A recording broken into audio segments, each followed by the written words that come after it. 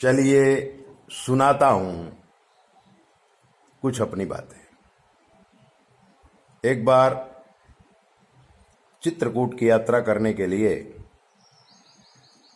मैं अपनी गाड़ी से अहमदाबाद से निकला।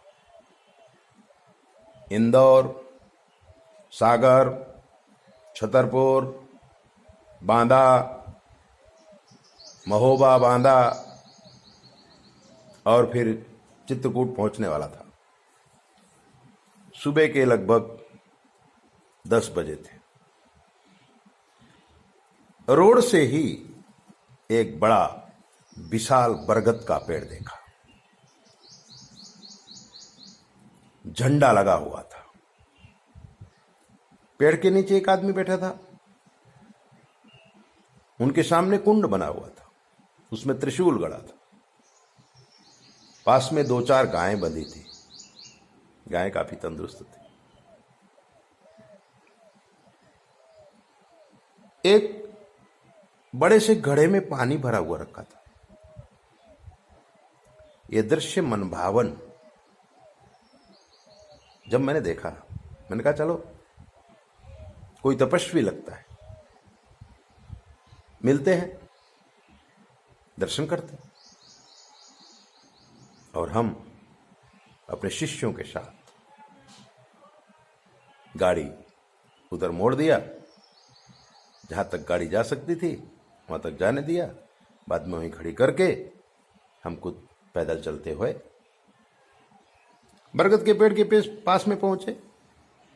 बहुत ही शांत प्रकृति वाले एक संत को देखा। नमस्कार किया। उन्होंने भी हमें नमस्कार किया, क्योंकि हमारा वेश पंडित का था। हमारे साथ जो शिष्य वगैरह थे उन्होंने भी मुनि को वंदना किया। कहां से आए हो पंडित जी? हमने कहा महाराज जी, वैसे तो हम चित्रकूट के ही हैं, लेकिन अहमदाबाद हमारी कर्म भूमि है, तो उस कर्म भूमि में हम आश्रम बना के रहते हैं। आज जन्मभूमि का दर्शन करने का और चित्रकूट घूमने का इच्छा हो गई, तो अपने शिष्यों के साथ चित्रकूट के भी दर्शन करेंगे, जन्मभूमि के भी दर्शन करेंगे, आनंद लेंगे। चाय वाय बनी, चाय वाय पी गई। धर्मशास्त्र के विषय में थोड़ी चर्चा भी हुई और हमने कहा कि गुरुजी अब आज्ञा दीजिए, अभी चित्रकूट काफी दूर है, नहाना धोना होगा और वैसुनी का स्नान करेंगे। पास में ही निर्मोही अखाड़ा है, वहां भोजन करेंगे और आगे निकल जाएंगे। तब उन्होंने संत ने कहा कि आप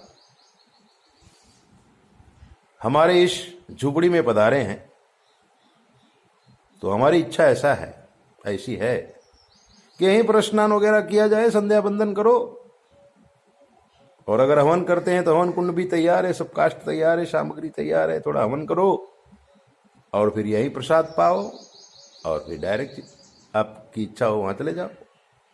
ये प्रस्ताव हमको बहुत अच्छा लगा, क्योंकि वो जगह ऐसी प्रभावशाली थी। क्या मालूम उनके तप का प्रभाव था या प्रकृति का प्रभाव था, मन को मोह लेने वाला वातावरण था। 2-4 शिष्य लोग भी थे, तुरंत व्यवस्था करने लगे। आश्रम के आसपास सारी व्यवस्थाएं थी। हमने अपना अंग वस्त्र निकाला, स्नान किया, पूजा वंदना की, थोड़ा सामन भी किया, अग्नि को नमस्कार किया, गायों को नमस्कार किया, ऋषियों को नमस्कार किया। तब तक रसोई भी बन गई। हम चबूतरे में एक कोने में बैठ गए।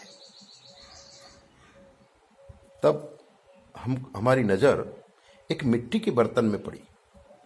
उसमें दूध भरा हुआ था और पत्तों से ढका हुआ था। वो शिष्य आके बैठ गया। तो मैंने कहा कि भाई ये दूध रखने का जो मिट्टी का पात्र है, तुम लोग इतने सेवक हो तो एक दो डब्बा लेके रख दो गुरुजी की सेवा में, तो दूध की व्यवस्था रहे। कोई भी अतिथि अभ्यागत यहाँ आता ही रहता है तो उसको चाय वाय पिलाने में मदद हो जाए। तब उसने कहा कि आपका भाव ही बहुत बड़ी कहानी बन गई। मैंने कहा कैसे? बोले पास के नगर में एक सेठ जी हैं, वो काफी दर्शन करने यहाँ आया करते हैं। एक दिन उनके भाव में आया होगा तो लगभग 5-6 लीटर का एक डब्बा लेकर के वो आए और गुरुजी के पास रख दिया। बोले दूध इसमें रखा करो। गुरुजी ने कहा ठीक है, तुम्हारा कल्याण हो। और हमको कहा भाई जो मिट्टी के बर्तन में दूध है इसमें सप्लाई कर दो और अपना काम चलाओ। मैंने वैसा ही किया। उस डब्बे में मैं दूध रखने लगा। सेठ जी को भी महाराज आशीर्वाद देते ही हैं, रोज देते हैं, कोई डब्बे की वजह से थोड़ी आशीर्वाद दिए। तुम्हारा कल्याण हो, ऐसा गुरुजी ने कहा। एक दिन क्या होता है कि आश्रम के सब लोग सो गए थे तो रात को दूध के साथ कोई डब्बा ले गया। सुबह जब दूध रखने के लिए डब्बा ढूंढा गया तो मिला नहीं। बात गुरुजी को बताई गई कि गुरुजी लगता है डब्बा कोई ले गया। तब गुरुजी ने कहा उसका कल्याण हो। हमने सोचा गुरुजी ऐसा कैसे बोलते हैं, जब उसको डब्बा रख गया तो बोलता है आपका कल्याण हो, डब्बा ले गया तो बोला आपका कल्याण हो। इसी को संत कहते हैं। तो अब हम दूसरा डब्बा मंगा देते हैं। बोले नहीं गुरुजी, आश्रम का सिस्टम से ही चलने दीजिए। आप रख दोगे फिर दूसरा कोई ले जाएगा, इससे अच्छा आप रखो ही। बड़े ही दुखी मन से हमने प्रसाद लिया और वहां से निकल लिए। जब रास्ते में चल रहे थे तब हमको थोड़ा कविता लिखने का शौक है तो हमने कुछ लिखा कि डेब्बा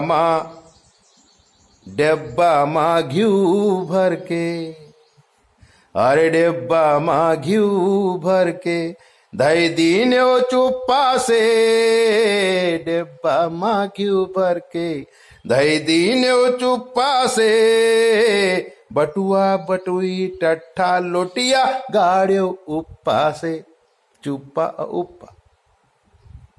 मित्रों, जब चोरी किया हुआ डब्बा उसमें जब हम घी रखते तो वो घी अमृत नहीं बल्कि विष हो जाता है। जब हमारे परिवारजन उस घी को खाते हैं तो घी से अमृत नहीं मिलता, विष मिलने लगता है। इसलिए समझना चाहिए क्योंकि विश्वकर्मा का पात्र है। अरे डेब्बा माँ घी भर के धई दीन ओ चुप्पा से, बटुआ बटुई टट्ठा लोटिया गाड़ियो उप्पा से, अरे गाड़ियो उप्पा से। तुम सोचो को जान न पाई कपड़ा से ढक दीन्यो, ऊपर बैठे देखे भोला उनसे का लीन्यो, ऊपर बैठे देखे भोला उनसे का लीन्यो। छुपे छुपे सब कही, अरे छुपे छुपे सब कही, जऊ समान लुका दिन जात है, छुपा दिन जात है, वो छुपे छुपे कुछ कहावा करत है। अरे छुपे छुपे सब कही आओ जमना पाई दही, आओ पढ़े पढ़े खोए पढ़ लीन्यो, लिखा धरा सब बही, सुमन जी लिखा धरा सब बही। अरे छुपे छुपे छुपे छुपे सब कही जमना पाई दही।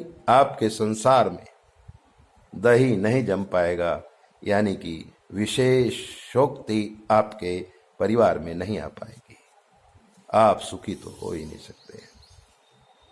अरे छुपे छुपे सब कही जमना पाई दही, आओ पढ़े कोई पढ़ लीन्यो, लिखा धरा है बही, सुमन जी लिखा धरा है बही।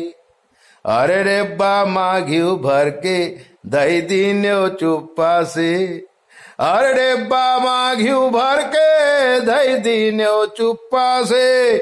आओ बटुआ बटुई टट्ठा लोटिया गाड़्यो उपा से, सुमन जी गाड़्यो उपा से। अन्याय नोपार्जितम द्रव्यम 10 वर्षाणि तिष्ठति, प्राप्ते तु एकादर्शे समूलम सा विनश्यति। इसलिए अपने जीवन का कार्य समझ बूझ कर करो, ताकि कहीं हम कोरोना में फंस न जाए। जय बोले। अपना ध्यान रखो। और अगर आपके जीवन में कोई कष्ट है तो 9825200108 पर संपर्क करके कुछ भी पूछ लीजिए। जय बोले।